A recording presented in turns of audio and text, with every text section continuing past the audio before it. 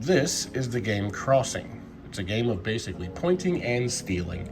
So the way this works is that all these creatures and different races live in this wonderful, fantastic Fey kingdom, and once per year there's a mushroom sprouting where all these mushrooms sprout these gems on the top of them. They're precious gems that can only be acquired through these mushrooms. So every race sends a representative out, and on the back of the cards there's some artwork to kind of demonstrate what this race kind of uses for technology or travel or whatever the case is. And they'll all go to this festival and they'll try to get gems from off of these mushrooms. So how this works is there's always going to be one less mushroom pad than there are the number of players. So in a 6-player game, you'll have all 5 mushroom pads. At the start of the round, you can all discuss which mushrooms you want to point at and make deals and all that stuff, but there's no guarantee you have to stick to that stuff. So you'll all point simultaneously at the mushroom you want to collect gems from. If no one points at the mushroom that you point to, you take all the gems from there and you place them on your card.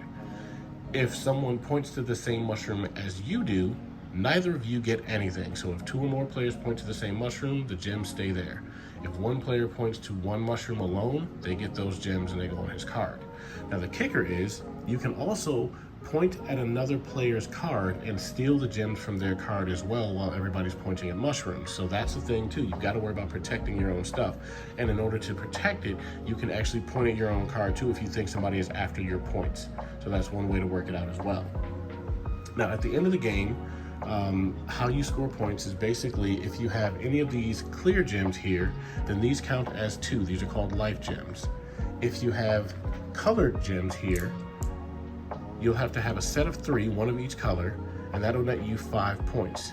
Anytime you have gems that are not in a set of 3 like that, say for example these guys here, then these gems will only net you 1 point. So if say all these gems were mine at the end of the game, then this would get me 10 points. I would have 5 for this, 6, 7, 8 for those, 1 a piece, and then 2 for that one, which would be 10, right? And then if I was the one with the most, I would win the game.